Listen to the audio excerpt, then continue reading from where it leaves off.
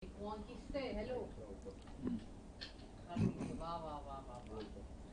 एक तरीके से चुनाव आयोग को लेकर राहुल गांधी इतने सख्त हो चुके हैं कि आज इंडिया ब्लॉक का मार्च है। एक तस्वीर जो सामने आएगी वो चुनाव आयोग का विरोध करते हुए। देखिए, गांधी जी ने क्या रास्ता दिखाया था, उसी रास्ते पे तो राहुल गांधी चल रहे हैं। पहले प्रेस कॉन्फ्रेंस कर दी, विचार करने के लिए तैयार नहीं है इलेक्शन कमीशन, एफिडेविट मांग रहा है। किसके दबाव में है इलेक्शन कमीशन सबको मालूम।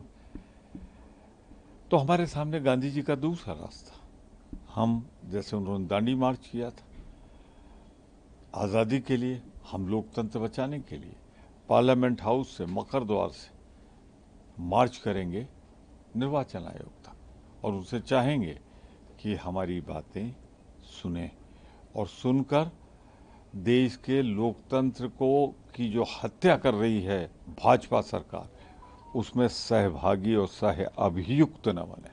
हालांकि आप लोग 2-3 दिन पहले से क्लियर है मार्च को लेकर। अब चुनाव आयोग ने एक पत्र लिखा है जयराम जी को कि जगह कम है, 12 बजे आप लोग 30 लोगों के साथ आइए। आप लोगों की शिकायत सुनने को तैयार है चुनाव आयोग। फिर इस मार्च से क्या हासिल होगा? जनता को लगे तो, दिखे तो कि क्या हो रहा है, कहाँ पहुंच गया इलेक्शन कमीशन। चिट्ठी नहीं लेता, फोन सुनता नहीं, टाइम मांगने पे देता नहीं।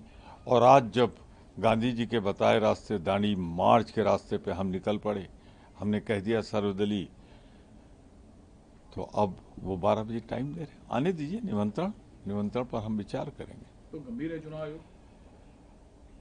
फंस गया है, बुरी तरह फंस गया है। ऐसा फंस गया है कि उसे लग रहा है कि इनके चक्कर में फंस के उसकी रही सही चली गई। एक्सपोज हो गया ना, जो राहुल गांधी ने 5 रास्ते दिखाए हैं, मकान नंबर दिया है, बूथ नंबर दिया है, जिला दिया है, इसका क्या जवाब है?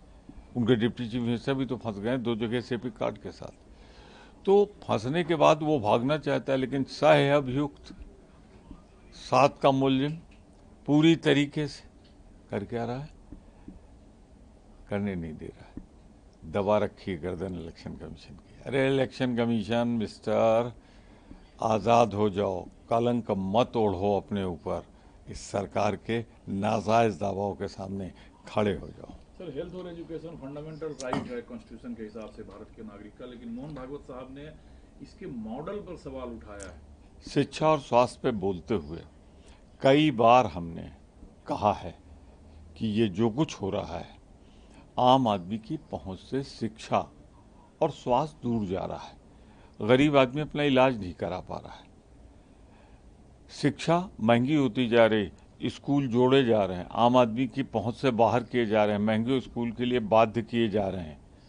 तो मैं इतना ही कहूँगा कि अभी तक तो हम कहते थे, अब तो कम से कम चाहिए कि जब उनके मातृ संगठन के मुखिया ने इंदौर में कह दिया कि आम आदमी की पहुंच से बाहर हो गया है, बाजारीकरण हो गया है, चंद हाथों में सौंप दिया गया है, तो शर्म है अगर जरा भी बाकी है भारतीय जनता पार्टी की सरकार में। तो ये जो 11 साल का प्रमाण पत्र दिया है आपकी मातृ संगठन ने,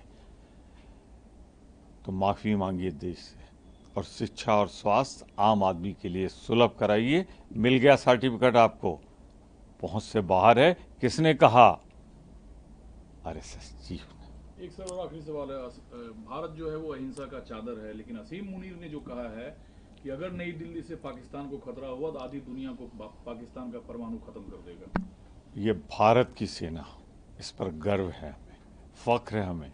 जो तकनीक है, जो हमारे पास है, पाकिस्तान एक्सपोज हो गया, उसका इरादा है आधी दुनिया को समाप्त करने का। तो अब दुनिया को जाग जाना चाहिए। जो ऑपरेशन सिंदूर पे जिन्होंने भारत का साथ नहीं दिया, उन्हें भी जाग जाना चाहिए।